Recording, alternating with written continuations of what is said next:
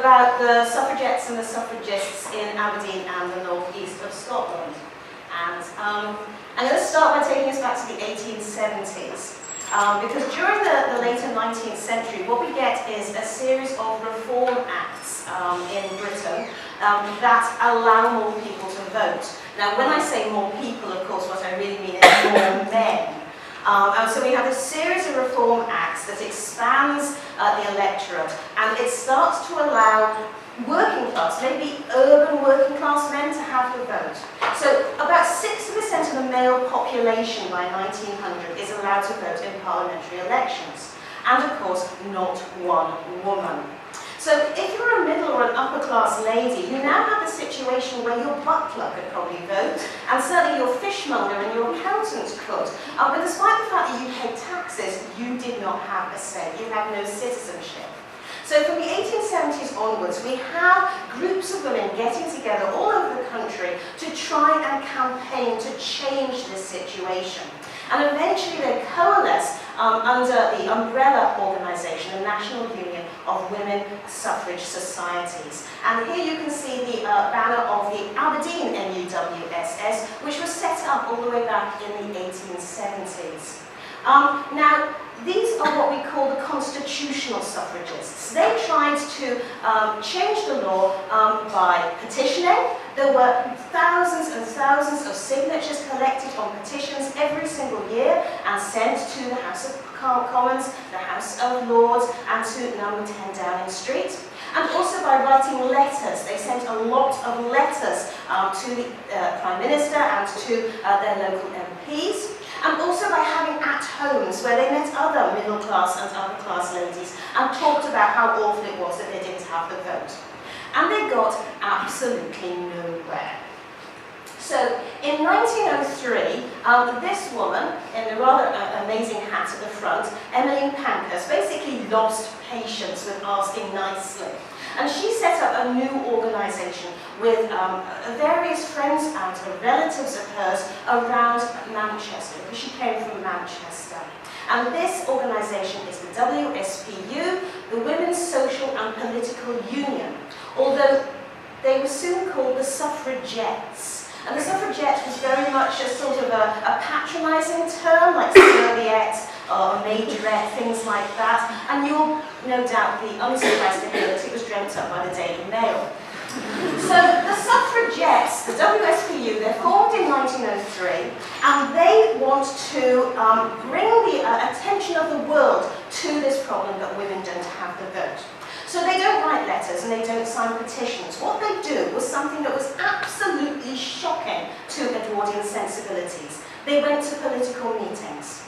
Now, political meetings in those days were for men. Women should not be there at all. And they certainly shouldn't, at the end of the meeting when there were questions to be asked, they shouldn't put their hands up and try to say, could the MP tell me please if he supports votes for women? This was shocking, horrifying, get them out. And the women were expected to leave the meetings. They were dragged out if necessary, kicking and screaming. So in 1905, this is Christabel Pankhurst on the right, who is Emmeline's daughter, and Annie Kenny, who's a mill worker from Manchester. And they went to ask some questions at a meeting in Manchester. Sir Edward Grey was speaking, and at the end they asked, what about women, what about the vote? And policemen dragged them out, couldn't have women speaking up in these meetings. Now, Christabel was studying for a law degree, so she knew what to do to get arrested. She spat in the face of the policeman. And both of them were taken immediately in front of the magistrate, and the magistrate said, well, I'm finding you guilty, this is, antisocial behaviour, I will have to fine you. And Christabel said, we're not paying. They said, no, you don't understand. If you don't pay the fine, you're going to have to go to prison. And she said, And so the two of them go to prison. And there are headlines in the newspapers all over the world. Who are these women who are going to go to prison because they want the vote? And Mrs. Pankhurst goes, that's what we're going to do then. This is how to get it onto the front page of newspapers. We're going to up our militancy. We're not going to pay the fines. From now on, whenever a suffragette goes in front of a magistrate, they go to prison. We're going to get the headlines. Now, I don't want you to get carried away with the idea that the suffragettes, because Annie Kenney is involved here, that the suffragettes were for wanting all women to get a vote. Yes, Annie Kenney was a mill girl, she was working class, but the suffragettes and the suffragists only wanted a vote on the same terms that had been given to men. And it was mainly middle class and upper class men who had the vote. And the idea was that working class women, their lot would be ameliorated by their middle and upper class sisters who got the vote. They would immediately try and reform. But no, working class women, they don't really, get the vote themselves. So to me, Annie Kenney is the real heroine here, because she's campaigning for other women to get the vote, not for herself. Okay, so now we have this campaign. It starts in Manchester, but very early on it's moved down to London. And one of the reasons that it moves to London in 1905 is that at the end of 1905 there is an election, and there is an enormous vote for the Liberals. The Liberals have a landslide, and they come in, and this is the new Prime Minister, Sir Henry Campbell Bannerman. He's actually from Scotland, he's the MP for Stirling. So now we have a liberal government. And everyone knows that the one thing the Liberals believe is that there should be no taxation without representation. So here all these women are, and they're paying taxes. So surely the Liberals are going to give women the vote. Yeah. So a lot of Liberal MPs, when they had been on the stump, had sort of said yes, they thought women should get the vote. But when they got into government, they said, well, yes, obviously women should get the vote at one point. But we have so many other reforms. And to be fair, the Liberal government is a really reforming one. It's the one that brings in old age pensions. They attempt to reform the House of Lords. They have things on their agenda. But gender equality is really right down at the bottom. So women are incredibly frustrated. They thought the Liberals would give them the vote, and no, that's not going to happen. So the suffragettes decide that the new policy is that they will go to by-elections, and a lot of by-elections happen at that time, because every time someone becomes a minister, you have to stand down and have a by-election. It's a bizarre system. So there's a lot of by-elections, and the suffragettes go to them and campaign against the Liberal candidate. Their idea is if the Liberals start losing seats, then they'll realise that the country as a whole want women to have the vote, and they will change their policy. So it's not vote for the Conservatives, it's don't vote for the Liberals. Vote for anybody else you like, just don't vote for the Liberals.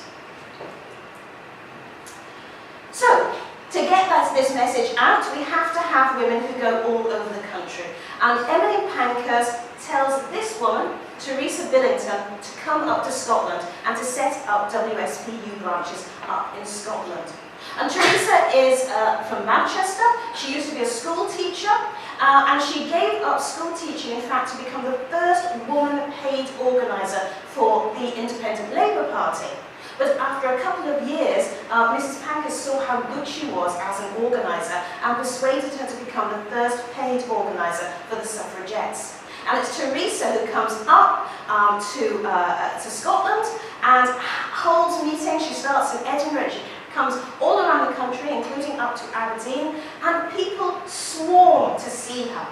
Well, you would, wouldn't you? She's been in prison. She's fought policemen. I'd go and see her. She looks really interesting.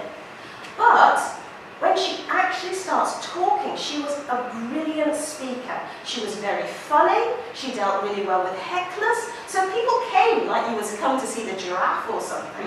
But they stayed and listened to what she had to say.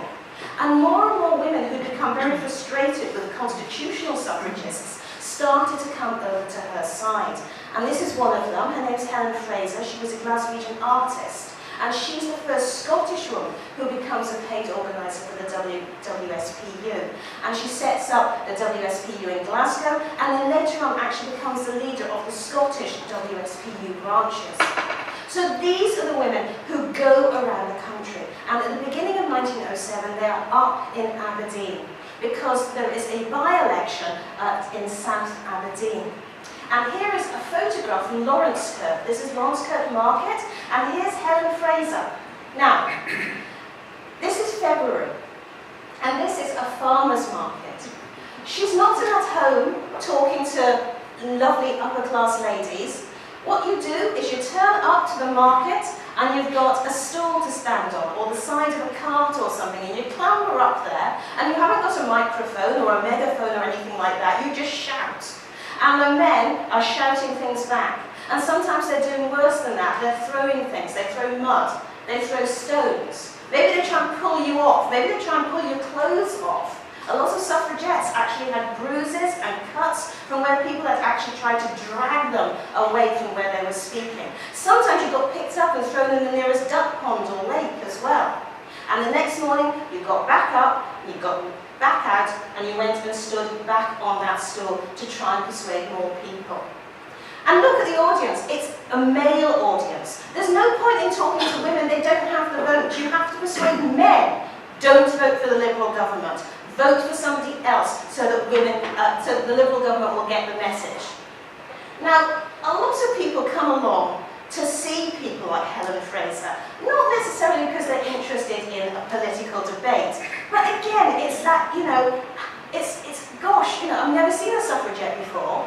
I've seen a lot of pictures of suffragettes in postcards and in the newspapers. But the pictures don't look like Helen Fraser. Well, actually, tragically, poor Helen, it does look like Helen Fraser. But this is the kind of image that you actually had of suffragettes. Suffragettes were supposed to be elderly harridans who were unmarried, desperate. If they only had a man, you know, they wouldn't be doing this sort of thing.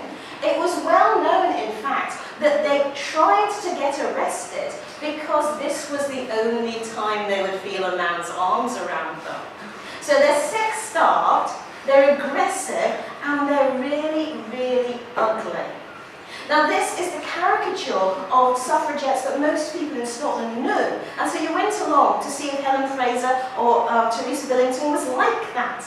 Now Mrs. Pankhurst was very well aware of this really negative sort of image of the suffragette, and she fought against it. She insisted that when her girls went out to speak or to sell suffragette newspapers, you should be dressed in your best clothes. And she also was guilty of stage management. She would put on the front of the stage all the young, attractive women. She was really unhappy with this idea. She was very, very well dressed herself, and she didn't like this, all these caricatures that you had of the suffragettes. So we get the suffragettes arriving in 1907 in Aberdeen, and they start to recruit from Aberdonians. And we have here, on the left-hand side, it's not a very good picture, but it's the only portrait we have of the secretary of the Aberdeen branch, and her name is Caroline Phillips. And Caroline would have stood out in Aberdeen anyway, because she was a woman journalist. At the time, the city had the Free Press, and it had the Daily Journal. And the Daily Journal was the Conservative, the Free Press was the Liberal newspaper. And Caroline worked for the Daily Journal, the Conservative newspaper, as a woman reporter. So she was probably alone in the newsroom. She was been hired purely to write the woman's pages, and I expect that she was the one who was sent to all these at-homes, and maybe that's why she got a taste for suffragist politics. So, by the beginning of 1907, she is the honorary secretary of the Aberdeen branch of the Suffragettes. Honorary, of course, because she wasn't being paid. She was doing this at the same time as her usual job.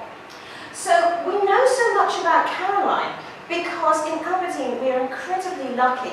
We have an archive of suffragette letters, correspondence to and from Caroline Phillips. And this is incredibly rare, not just in Scotland, but in the whole of the UK, for several reasons. The first is, until the 1970s, women's history, who was interested in women's history? It was loads of, we didn't need to know about that. And secondly, as I will explain, by the years before the war, what we basically had is a terrorist organisation. And it's a terrorist organisation whose offices are raided on a regular basis by the police, who seize everything there. So if you're doing that, you don't really want to keep a load of correspondence with people's names and addresses on. We're very, very lucky, therefore, to have an archive of 56 letters and various other materials that was kept by Caroline Phillips. And so we can see how she organised the Aberdeen WSPU branch. What we can also see is that she's using the newspaper offices basically as her headquarters. So as you can see here, this is headed notepaper from the Daily Journal and the Evening Express, and she's using it to draft letters. There's loads of things where she's just using her employer's newspaper. She's also using her employer's address to have material sent to her, and she also uses the telegram office of the Daily Journal. So she's happily, merrily making use of their resources to run this militant organisation directly from the P&J, as it would be now. And what does she do? Well, one thing she does is she gets a lot of the really famous suffragettes to come up to Aberdeen. Aberdeen is really important. Not only have we got, in Stirling, we've got the Prime Minister, but in East Fife, that is the seat of Asquith. Asquith is the Chancellor of the Exchequer, and he is the leading anti-suffragist. He does not believe a woman deserves the vote, and he is the person they have to change his mind if women are ever going to get the vote. So he's in East Fife, and we've got Churchill and Dundee. So you can see that up here in the northeast of Scotland, it's really important to have a really good suffragette voice happening all the time. So several times we have Emmeline Pankhurst and her daughters coming up to give speeches. So we have here, there's Emmeline, and in the middle there's Christabel, the lawyer, and then to that side there's that's Sylvia Pankhurst. Sylvia unfortunately never took a good photograph. There are three daughters, Adele as well, but Adele didn't actually come up here. But the other three come up to Aberdeen and they hold meetings throughout the city where they're trying to persuade people not to vote for the Liberals, and also to persuade people about the justice of women's demands for the vote. Another person who comes up quite frequently is Annie Kenny, that's the working class mill girl. There's one particular event that happens in February in 1907. Can you imagine how cold it would be in February? And there's an open-air evening meeting in Castlegate. And hundreds of people turn up to hear the suffragettes. You know, you must have really wanted to hear these people, to go and stand in February in Castlegate. So, Annie Kenny's the only one who turns up. It's supposed to be all of Pankhurst and Annie Kenny. But the day before, there had been a raid on the House of Commons. Hundreds of women trying to force their way into the House of Commons, and there had been a pitched battle with the police, and many of the women had been arrested, including the Pankhursts. Annie Kenny, however, flatteringly says to the Aberdeen audience that because she was supposed to come to Aberdeen the next day, she had been held back from the fray so that she could come up on the night train to give this speech. So here we have someone who's actually seen the fighting, seen the policemen, seen the raids, and she's giving a first-hand account of this to the audience, and also to the journalists from the P&J who are hurriedly writing it down to relay it to their audience the next morning with your morning papers. Caroline also gets involved in the organisation of a big procession that happens in Edinburgh in October 1907. All the various branches of both the suffragettes and those constitutional suffragists are asked to send deputations. And it's about 1,000 women who march through Princes Street. And this is women taking over the public sphere, making men step out of the way. And they're all dressed the same. They're all told to wear white, and they're all told to wear the suffragist colours of purple for dignity, white for purity, and green for hope. So this is why we talk about the suffragettes as being the first wave of feminism. It's collective action. It's not individual women asking for something, it's women acting together. 1,000 women marching in step with all their banners, demanding the vote. And the Aberdeen contingent are right there at the front of the procession. With so many different political issues going on between the different groups, it was decided the best thing to do was to arrange them alphabetically. And so right behind the band comes the Aberdeen women. And they've come down on a special train for Aberdeen. And you can see that Caroline Phillips was obviously really important in the movement because she is asked to sit on the platform with all the leaders at the big meeting that happens at the end of the procession. Now, I mentioned that there was some political disagreements between all the various groups. That has happened this autumn. Now, you remember that Mrs. Pankhurst starts in Manchester, and she's the widow of a very liberal, almost socialist politician. And the people she talks to, the people that she first of all gets involved in the movement, tend to be from the socialist or very liberal end of the spectrum. Now, as the WSPU grows, Mrs. Pankhurst and Christabel, how can I put this, become rather dictatorial. Now, she has a point. She says, look, if we're going to win this, we absolutely have to be focused. You are the army, I am the general. I say, do this, go that, you go. We haven't got time for committee meetings or discussion or debate or people disagreeing with me. If we're going to win the vote, you just do what I say. But some of the women who came from Manchester, from those socialist roots, they were not that keen on this autocracy that seems to have happened. And one of those women was Teresa Billington. She, by this point, is Teresa Billington Gregg. She got married to a Scotsman and settled down to live in Glasgow. So she's very, very influential, as is Helen Fraser, in the Glasgow and therefore the Scottish movement. So Teresa Billington Gregg, not that happy about this autocracy. And she and various other suffragettes decide that there's going to be a big meeting, a big conference of the suffragettes that's going to happen that autumn. And they say, right, what we'll do at the conference is, first of all, we'll suggest that perhaps we ought to have an election for our leader. And it's been great what Mrs. Pankhurst has done, but maybe it's time for someone else to take a step forward, and maybe we could have maybe a committee, and we'll have a look at the Constitution and see what that says. And Mrs. Pankhurst hears about this, and she goes, yeah, you know that conference? Cancelled. Oh yeah, and you know that Constitution? Cancelled. From now on, the WSPU really is an army. I'm the general. You are listening to me, and if you do not like that, you know what you can do. So Teresa Billington Gregg leaves the suffragettes, as do about 60 other women, and they set a new group. Now, they're still suffragettes, and it's called the Women's Freedom League. And because Teresa had brought so many Scottish women into the movement, a lot of the Scottish women became members of the Women's Freedom League. Now, I'm sure that you won't have heard of the Women's Freedom League. They tend to get very much lower billing than WSPU.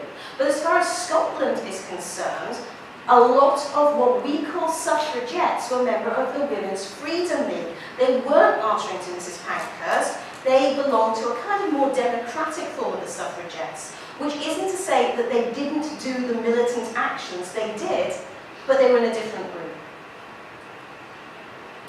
And there's another group that you ought to be aware of in Scotland, a group that perhaps got a lot of publicity and held a lot of meetings as well.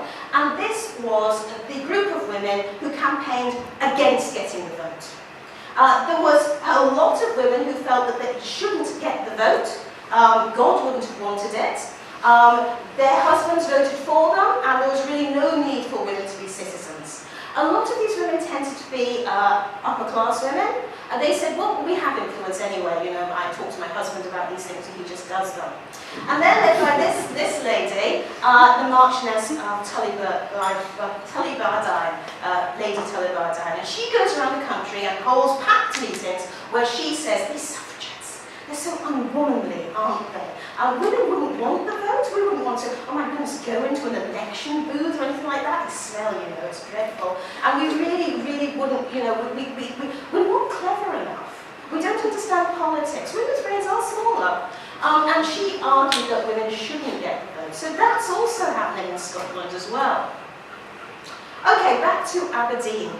Now, in December 1907, it is decided that the Liberal Association of Aberdeen will invite Asquith, the Chancellor of the Exchequer, to address them in the music hall. This is very, very exciting. He's a big celebrity, and he's coming to Aberdeen, he's coming to the music hall. However, they're very concerned about the suffragettes. Is there going to be some sort of disturbance? That was so embarrassing and really shame Aberdeen. So they decide the best thing to do is to ban women from the music hall. That's the only way you can guarantee that no suffragette will come in. Ban women from the music hall. Now, Caroline Phillips, in her correspondence, she does a deal, a very quiet deal, with the Aberdeen Women's Liberal Association. Because they want to go and see, he's a big hero of theirs, they want to go and hear him.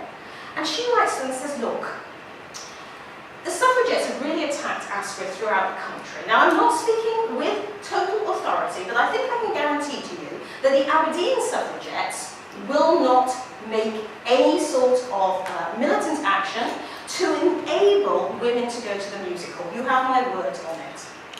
Now, as she said, she wasn't speaking with total authority. And we know that she wasn't speaking with total authority because the next letter is one from Mrs. Pankhurst saying, I'm coming up by train to lead the suffragette attack on the musical. So, the meeting goes ahead. Women are allowed in because the Aberdeen suffragettes have said they will not do anything. But Mrs. Pankhurst is there, and she and Caroline Phillips and their followers disrupt the musical. It starts apparently in the orchestra pit, and there's a pitch battle, and they are finally thrown out. And the newspapers make, oh my goodness, it goes on for weeks talking about this, and people writing one way or the other, and then the letters column. Surprisingly, there are lots of people who say, well, women should have the vote, but these English women shouldn't come up and disrupt our musical. So,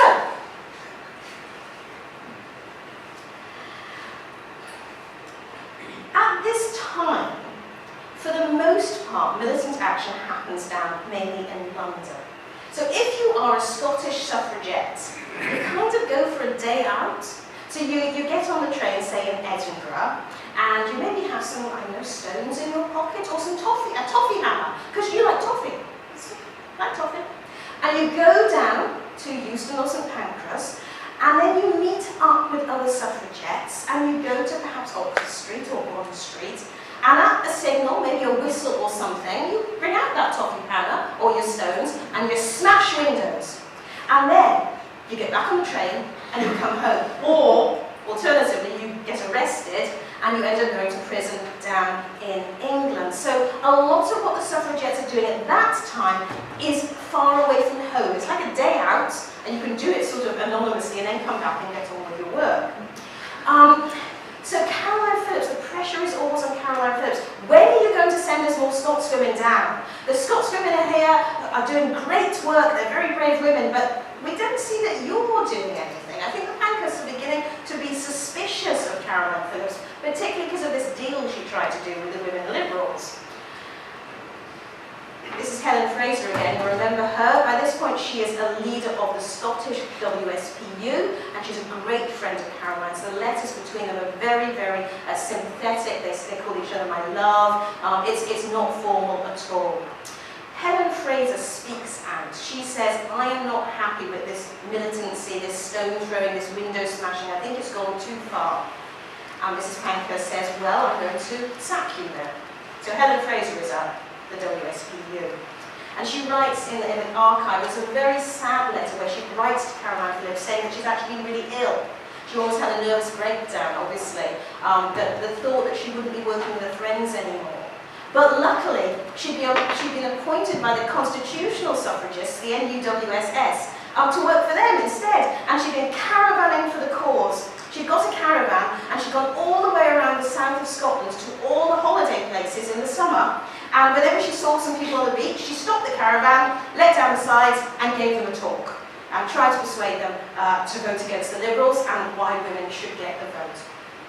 So I think Caroline Phillips probably by the end of that summer realised that probably, she wasn't going to be in the WSPU much longer either. She'd tried to do deals with the Liberals, and she'd been half-hearted about sending women down to England, and now her great friend has been thrown out.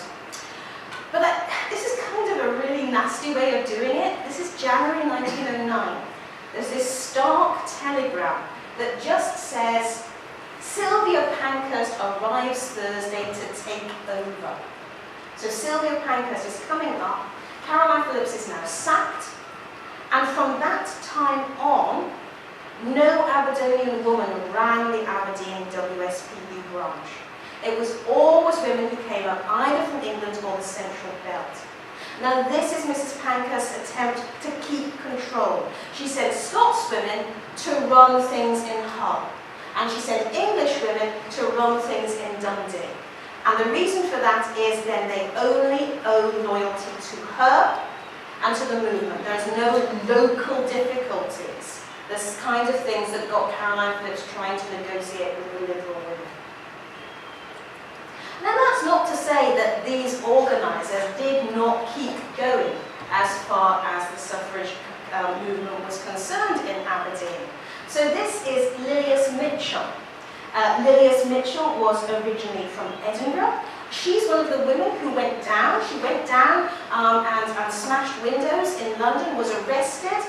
She went into prison and she went on hunger strike. Because this was the latest thing now. We're not grabbing headlines with the smashing of windows anymore. People are a bit bored with that.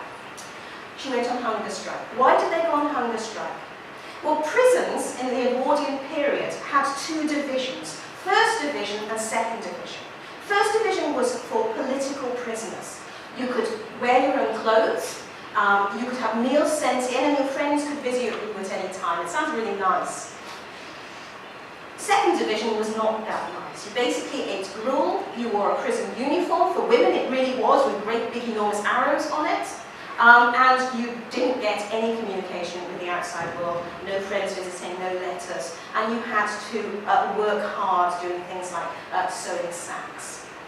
So it was a Scotswoman, in fact, who went on hunger strike first of all. She was another artist, and she comes from Inverness, and she said, wait a minute, I shouldn't be in the second division, I'm a political prisoner. I want political rights. That makes me a political prisoner. I want to be in the first division. She's not on hunger strike because she shouldn't be in prison. She accepted that she had done things wrong. She graffitied the House of Commons. What she was saying was, I shouldn't be in the second division, and I will go on hunger strike until you let me out. And so she went on hunger strike. This was in 1909. She was on hunger strike for about 80 hours while the prison officials sort of ran around going, what do we do now? And they let her out. And Mrs. Pankhurst went, aha, we're going to do that from now on. Her name is Marion Wallace Dunlop. Follow her example. Now when you go to prison, you go on hunger strike, then they'll let you out. And they did for a little bit, but then the English prisons adopted forced feeding. Because they didn't want to keep letting women out all the time, so instead they adopted forced feeding, which literally was women being held down while a tube was forced either through your mouth or through your nose, and very watered down gruel was just poured down, choked. It was absolutely horrible, and then they would whip the hose out of you, and they'd go in the next cell and push it down the next woman. They wouldn't even sort of try and clean it or anything. Injured women dramatically. So Lilius, she'd been in prison, and she came up in 1911 to lead the Aberdeen Suffragettes. And what she's famous for is going out to Balmoral and taking all the little flags off the Balmoral golf course and changing them all to suffragette colours and daubing votes for women everywhere. Because the suffragettes have now taken up attacking property. And golf courses in particular, being, male, were very, very attractive. And you know what you did? You took some acid and you burnt votes for women into the green. That was going to take some time to come out, and that would really make the point. So we started having these attacks, and of course, there's a lot of golf courses in Scotland. So this was something that was done by the Aberdeen Suffragettes. Okay, 1912, we've got a new Chancellor of the Exchequer, Asquith by now as Prime Minister, which is not helping the cause at all. And we have a new Chancellor of the Exchequer, Lloyd George, the Welshman. And having learnt nothing, the Liberal Party invited him to come and give a talk in Aberdeen at the Music Hall. Okay, so the banning of women didn't work. What we're going to do instead, what we will do is we will search the place before he's allowed in.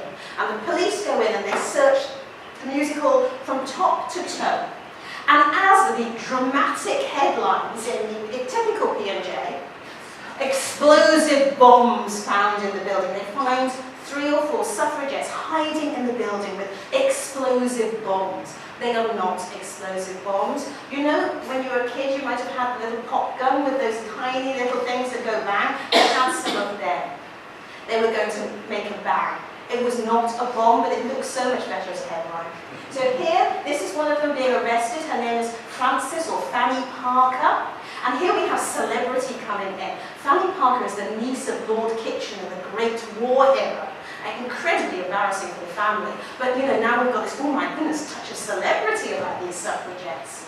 And there's another suffragette who gets away. And this is Emily Wilding Davison. And you'll have heard of her because she's the one who threw herself in front of the King's horse a couple of years later. So she's up in Aberdeen. And all this, you know, fuss is going on. Lloyd George is allowed into the music hall. He gives his speech. It's wonderful. The Liberal men say, oh, that was great, and we got away with that. He comes out of the music hall, gets in his car, and he goes down to Aberdeen railway station. And he gets on his train, and he goes back to London. Emily Wilding Davison is down in the train station, lurking around, trying to see him. And she sees someone that she thinks is Asquith. And she attacks him. She has a dog whip. And she gets this man and she's hitting him with a dog whip. And he's on the floor. And she's still hitting him. And it's not Asquith. It's a man who admittedly looks quite like Asquith, but he's the minister of the Baptist chapel in Crown Terrace. And actually, tragically, a man with very, very ill health. He dies 5 months later. And you know what's really sad? I mean, I'm not saying that the 2 events are connected, or I don't think they could have helped. But if you find his obituary, it kind of says that he's died, and then it says, he's most famous for being attacked by Emily Wilding Davison. Oh, you know. So, Emily Wilding Davison goes before the magistrates in Aberdeen, and they say, well, you're going to have to go to prison for this. Fine, she says, she goes to prison in Aberdeen, she goes on hunger strike. And they let her go. Because in Scotland we don't force feed. And she actually has a press conference where she says, all hail bonny Scotland, who will not force feed women, who will not do these awful things. And then she gets back on the train and she goes home and goes, bye-bye. So at this point, things are really ramping up. We're in 1912, 1913 by now. So you have the force feeding of women going on in English prisons throughout the country. And in response, the women get more and more violent. And it's not just happening in London anymore, it's happening up in Scotland as well. So we have arson. Lucas train station is burnt down. There's an attempt to burn down a primary school in Ashley Road in Aberdeen. There is the attacks on the golf courses. Another thing they do is they pour incendiary liquids into post boxes so that it's set on fire, or throw in tar so all the letters are destroyed. They attack Glasgow Art Gallery and slash paintings. They try and burn down private homes like Farringdon Hall. There's a big fire there. Wherever you go, people think, oh, the suffragettes could be attacking. Dunfermline Abbey does not let women take handbags into the abbey for religious services anymore, for fear that they are going to try and bomb the abbey. Any sort of group of 2 or 3 middle-class women becomes suspect. What are they doing? What are they carrying? What are they trying to burn down? So we have this sort of big concern about these incredibly violent suffragettes, and the suffragettes are also concerned about the violence that is being done on their bodies. And in the spring of 1914, Scotland also starts to force feed. We start with one woman who's force fed in Calton Jail in Edinburgh. Her name is Agnes Moorhead. She is one of the major leaders of militancy happening in Scotland. She has, with Fanny Parker, attempted to burn down Burns Cottage.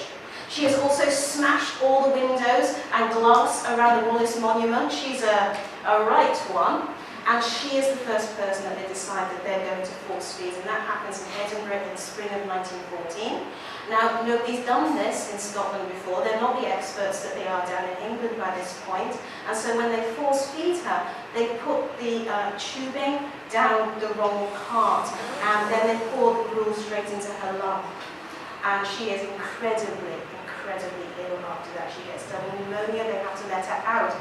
And my response to this would be, we're not good at this, we should stop. Their response was, what we need to do is to set up a special centre for force feeding in Scotland. We'll set it up in Perth Prison, and any suffragette that goes on hunger strike, we will send them to Perth Prison, to this special centre we will have. And now we need someone to run it, and no one's stepping forward.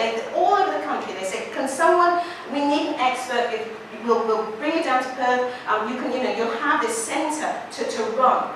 And finally they get to Peterhead, and a doctor from Peterhead goes, I'll give it a go. So he comes down to Perth, and he is the person who, during the summer of 1914, he force feeds 4 women in Perth Prison. They are there for months. They're completely cut off. Their supporters are outside shouting and trying to make noise to make them, so they can hear that they've still got support out there, and the force feeding happens. And there's even a suggestion that he didn't just force feed through the mouth and the nose, he attempted to force feed through the rectum. These women were, scarred for life, basically. So this is 1914. The government is not giving in. They're not, in fact, their backs have been put up. They're really not going to give the women the vote now. And at the same time, the women are getting more and more desperate and more militant. I have no idea how it would have ended, but of course, in August, we have the start of the First World War.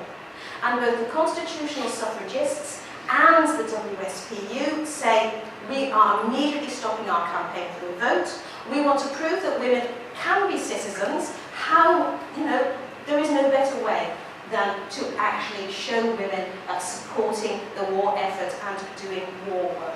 And so many of the suffragettes get involved in all sorts of war work, whether it's nursing, whether it's getting involved driving the trams, or whether it's working in the munitions factories. Not all suffragettes, a footnote here, not all suffragettes got involved in war work. A lot of them, including Sylvia Pankhurst, got involved in the peace effort and the anti-conscription campaign. But nonetheless, you start to get a groundswell of approval. Well, look at these women, look what they've done. Maybe we ought to give them the vote because they've been really, really good during the war.